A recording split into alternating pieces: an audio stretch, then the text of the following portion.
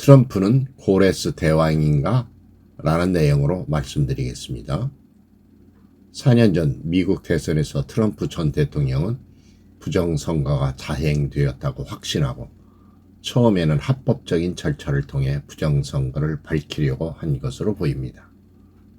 그런데 특히 중국의 고문돈에 매수된 많은 사람들에 의하여 그만 좌절되고 말았습니다.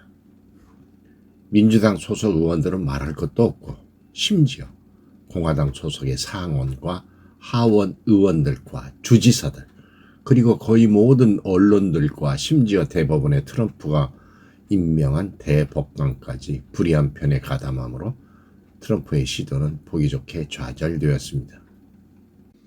그래서 별 수 없이 트럼프는 일단 바이든에게 정권을 이양한 것으로 보입니다. 막판에 트럼프가 계엄령을 발동했으면 했었는데 그마저 이루어지지 않았습니다. 그리고 끝내 플로리다로 가버렸습니다. 트럼프는 백악관을 떠나기 전 너무 긴 안녕은 아니길 바란다 라고 했고 플로리다를 향해 가면서 마지막 발언을 통해 어떤 형태로든 돌아오겠다 라고 하였고 대통령 전용기 에어포스 원에 오르기 전 그의 마지막 말은 다시 보자 였습니다. 그렇게 말한 트럼프가 예상과는 달리 시간은 걸렸지만 이번 대선에서 압승을 거두며 다시 돌아오게 되었습니다. 다시 보자라는 말이 현실화된 것입니다.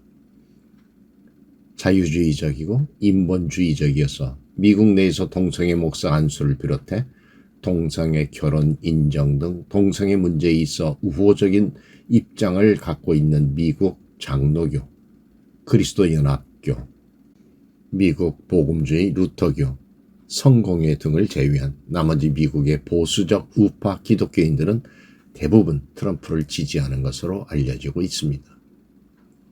이들은 심지어 트럼프는 하나님이 보낸 사람이라고 믿고 있습니다. 예수는 나의 구세주, 트럼프는 나의 대통령이라고도 말한다고 합니다. 또한 바벨론의 포로로 잡혀 있던 유대 백성들에게 해방을 안겨준 바사, 그러니까 페르시아의 고레스 대왕으로 비유되기도 합니다. 고레스 대왕은 하나님을 알지 못하는 이방신을 섬기는 사람이었으나 하나님은 고레스는 나의 목자라 나의 모든 기쁨을 성취하리라 하며 고레스를 통하여 하나님의 백성들을 고향으로 귀환시켜 유대 백성들의 정체성을 되찾도록 하셨습니다. 트럼프는 흠이 많은 불완전한 그릇 같은 존재이지만 오늘날 미국의 변질된 기독교 정신을 되찾고 기독교 정체성을 유지하며 기독교를 부흥시킬 수 있는 인물이라고 믿기 때문에 고레스 대왕으로 비유합니다. 미국은 기도하는 나라입니다. 미국은 영국 성공회로부터 신앙의 자유를 찾아 대서양을 건너간 청교도의 후예들이 기독교 정신으로 건국한 나라입니다. 그래서 미국의 기독교 보수적 우파는 미국은 하나님의 선택을 받은 국가라고까지 생각하며 낙태와 동성 결혼에 반대하고 학교에서 기독교적 콘텐츠로 교육해야 한다고 주장하여 왔습니다. 심지어 동성애 행위의 범죄화를 외치며 2003년 미 연방대법원이 위헌으로 판결한 소도미법의 부활을 주장하기까지 합니다. 그러던 미국이 오바마 같은 비기독교도가 대통령이 되면서 반기독교적인 행태를 보이며 급기야 미국의 공립학교에서 기독교인들의 기도 등 종교적인 행사를 하면 경찰에 붙들려가는 사태까지 발생하게 되었습니다. 물론 오래전부터 미국의 수많은 대통령들이 전통적으로 공식 석상에서 기도를 해왔습니다. 그러나 상당수의 이들 전임 대통령들이 딥스테이트 같은 신분일 것이라고 의혹을 받고 있고 동성애 옹호나 종교 다원적인 모습을 보여도 하나님은 미국의 전통적인 청교도 정신이 훼손되지 않도록 하기 위해 마치 이방신을 섬기던 바사, 그러니까 페르시아의 고레스 대왕을 들어 이스라엘 백성들을 바벨론에서 해방시키신 것처럼 미국을 위해 때마다 이들 대통령들조차도 적절하게 사용해 오셨다고 볼 수밖에 없습니다. 트럼프 대통령도 마찬가지일 것입니다. 사진은 트럼프가 대통령 재임 시절 백악관 집무실에서 기독교 지도자들과 함께 기도하고 있는 모습입니다. 또한 2017년 12월 20일에 백악관 광료회의에서 회의가 시작되기 전 주택장관 벤 카슨에게 트럼프 대통령이 기도 부탁을 하고 같이 기도를 드리는 모습을 보고 계신데요. 감격스러운 장면입니다.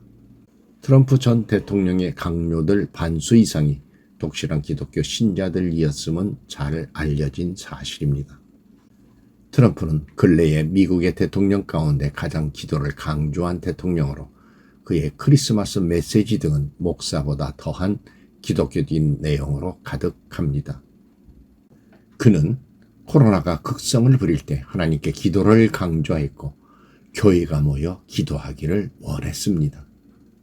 트럼프 대통령은 낙태 반대, 고용주의 종교적 자유권 보장, 연방법원의 보수 성향의 판사 임명, 레즈비언, 게이, 양성애자, 트랜스젠더, 퀴어 등 소위 LGBTQ 운동 제안을 하였고 오바마에 의해 추진된 낙태와 동성결혼을 인정하는 법안들과 군대의 트랜스젠더 부대를 허락하는 정책과 규정을 뒤집거나 개정하는 조치를 하였으며 2018년 5월에는 이스라엘 주재 미국 대사관을 예루살렘으로 옮기는 결단도 하였습니다.